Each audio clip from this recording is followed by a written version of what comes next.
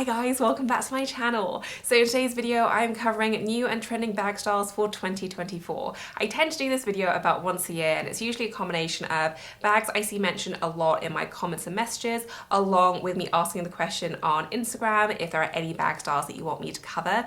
Usually there are about 5 to 7 bag styles that constantly get mentioned, and so I just cover those ones. This year, I feel like there was such a wide range of bags. I don't think I've ever seen so many bag styles mentioned. I think there were like 30 to 40 different bags from different brands. So obviously I'm not going to be able to cover them all. I've tried to pick the ones that were mentioned more than once. There was quite a wide range, as I mentioned, but I will try and get through as many as I can. I hope you guys enjoy this, and let's get started. 4 hours. Okay, so I have the list here. It's pretty long, but as I said, I'm going to go through as many as I can. So first up, there was a lot of Louis Vuitton mentioned, all different styles. So I'm going to start with Louis Vuitton first. First up is the bicolor line, and I actually first saw this myself a couple of weeks ago, and I think it's really, really cute.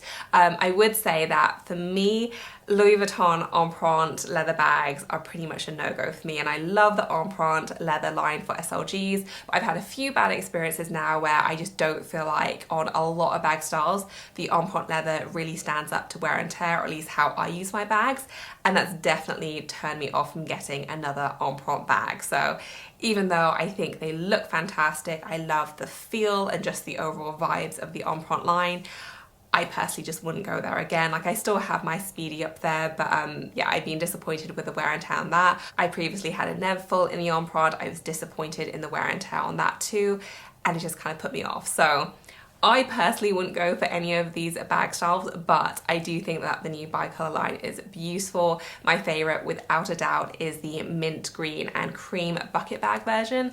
I think it is so cute, and if you would have asked me before I saw that, would I like a mint green and cream print Louis Vuitton bag, I definitely would have said no. Like, that does not sound like an attractive combination to me, but it just works, and I think it's gorgeous. But I feel like my stance is pretty much set. Unless there is something that changes my mind about the Empreinte leather in the bag style, again, I'm fine to go for it with SLGs, but for me, bags are just a big no. So I like the look of it, but yeah, I'm definitely too scared to go for anything Empreinte again. The next Louis Vuitton line that was mentioned is the new denim line, and this is just like a hard pass from me. And as soon as I saw it, this is like Britney and Justin vibes, right? Like, this is their entire outfit just in a bag lineup. I've never really been a fan of denim on anything other than jeans and the occasional jean jacket. I just don't think it works on a bag. Like, and I've seen lots of different versions, I've seen lots of different brands try and make it work. But I just think that sometimes the original is what's best, and if it's not broke, don't fix it. Like, denim belongs on jeans, again, maybe a jean jacket, maybe even a denim skirt. But yeah, for me, the denim line is an absolute no-no. Next up is the Louis Vuitton On The Go bag, and I was kind of surprised to see how frequently this was mentioned, because it's really not a new style. I feel like it's been around for a while. I like this one. I've not actually felt this one in person, so my biggest concern here would be the weight. I feel like something that size in full leather would probably be quite heavy. I'm not sure if you can comment on that. You own it. Let everyone know in the comment section. I'd be very interested to know that as well. But for me, my answer is kind of the same as the first bag I mentioned, which is I would just be too scared to go for anything Empreinte at this stage, especially because Empreinte isn't a particularly light leather, I don't think. So whilst I do like the look of it, in some styles more than others, I don't really love the kind of really bold multicolored print ones. I much prefer the more subtle monogrammed versions. But again, for me, I just simply wouldn't go for an Empreinte bag. I just been burned a few too many times, and it's just not for me. The next question I had, and there were a few different questions along these lines, but it was comparing De Melier to Pauline to Strathbury. And I was surprised how many questions about this there were, considering I feel it's quite a specific question. There were a few other bag brands in there, sometimes thrown in as well, but those were the main 3. I actually do have a video coming up on the topic of these kind of newer bag brands, so I will talk more about all the different styles then. For me, my favourite is undoubtedly De Melier. I've owned Pauline in the past. I have owned Strathbury as well. I like them both as well. I don't really have anything bad to say about any of them, but for me, I just prefer De Melier in terms of the designs. I've not been disappointed in terms of the quality at all. I would say I don't think the quality is the same as, for example, a Saint Laurent or Chanel, but nor would you really expect it to be. They are vastly different prices. For the price that you're paying, I think you're getting very nice quality, and I think you're getting exceptional design, which is just very timeless looking. It's really well executed, and I just love them. So for me, De Melier is currently my favorite. There are other styles from other brands I like as well, but as I said, I do have a video coming up which covers them all in more depth, but that's my kind of surface overview opinion. Next up is Chanel. So there are a few styles mentioned, and the Kelly was one of them. So they released a mini Kelly, and honestly, I'm 50-50 about this one. I feel like I've gone through love, hate, and now I'm not really sure where I land with it. I think it's really cute. From what I hear, it's quite impractical. I do think it's kind of one of those Chanel fads, and I feel like a lot of their styles like this because it's often quite difficult to get certain styles from Chanel, which I think really like just feeds into the hype and the build up. But much like their heart style bags, and I don't think that they're anywhere near as novelty as that, but I think there is an element of, you know, I don't think it's going to be one of their super classic styles. I understand why it's a popular one because it's an adorable looking style, but do I think that, you know, it's going to be a super classic great investment for your wardrobe? I'm not so sure. For me, I would probably go for something that's a little bit more classic, whether that's from Chanel or a different brand. So it's cute. If someone gave one to me, I'd be thrilled, obviously, but yeah, not necessarily one that I would target for like a really classic investment bag. Similarly, I was asked about the Chanel 22. I think in my last video that I did of this, which was like a year ago, someone asked me about this one as well. I'm not a fan of the Chanel 22. I don't like anything about it, if I'm being really honest. I think it's an odd design. I think there's nothing classic about it. I don't think that it's going to be around for years and years. I just think it's one of those seasonal styles which Chanel really pushes, and I think it's probably going to go more of the way of the Mademoiselle bag line versus like the 19 or the boy bag. I could be wrong, but for me it's just not my cup of tea.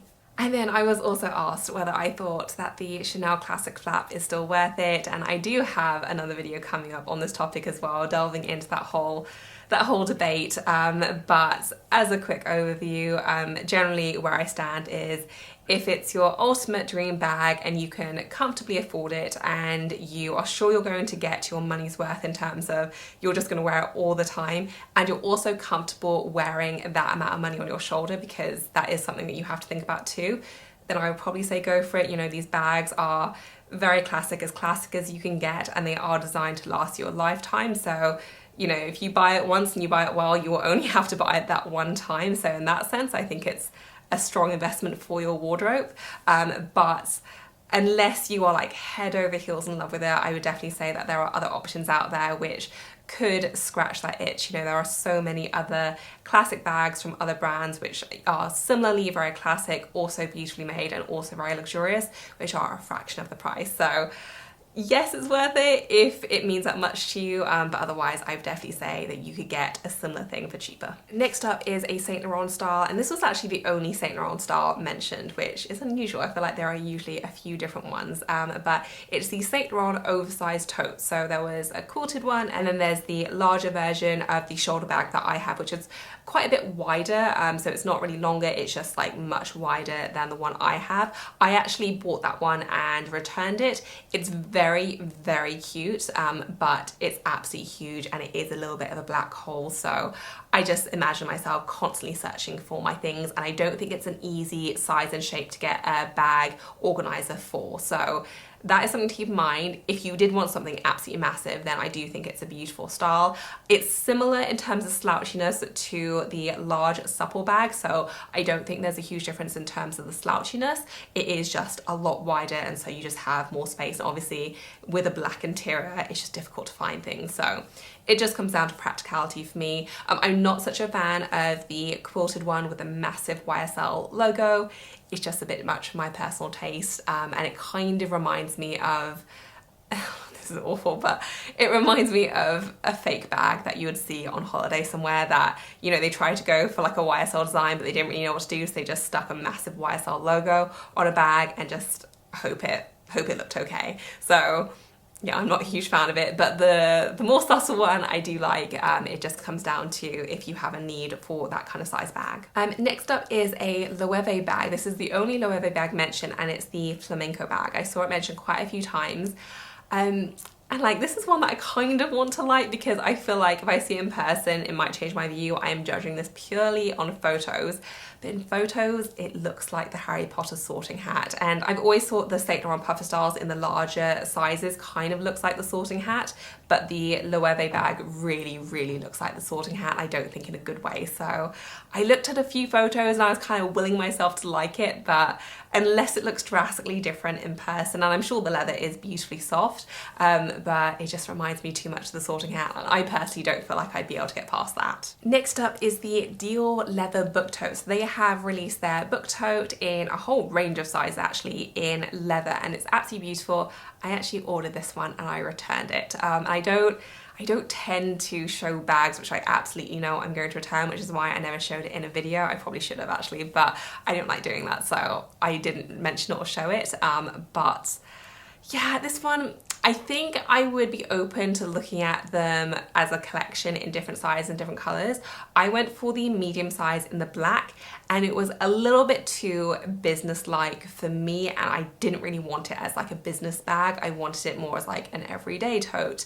And so I just didn't think it worked in the combination that I got it. And also on one of the sides of the bags, it was kind of a little bit misshapen. It didn't match the other side, which put me off a little bit as well. So I would definitely be open to looking at different sizes. They have a bunch of different colors as well.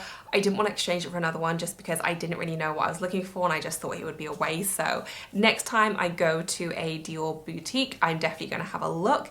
Apart from the side issue, I did think they were very nice quality. Didn't feel overly heavy to me either, even though it was full leather, which is quite a nice surprise. You do have that really nice long leather strap as well, so I did like it. It just wasn't the right combination for me, and again, I didn't want to exchange it because there are so many different options that I wouldn't have known what to go for. So one that I'm definitely not saying no to kind of permanently. I might get another one in future, but it is a nice style, and my number one concern was the weight, which I didn't think was particularly bad.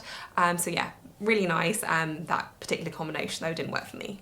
Next up is the Bottega Veneta, and I'm not sure how you say this. It's the Andiamo, if that's how you call it. I had seen photos of this bag before. I wasn't familiar with the name of it. I didn't know that's what it was called, but I have seen it.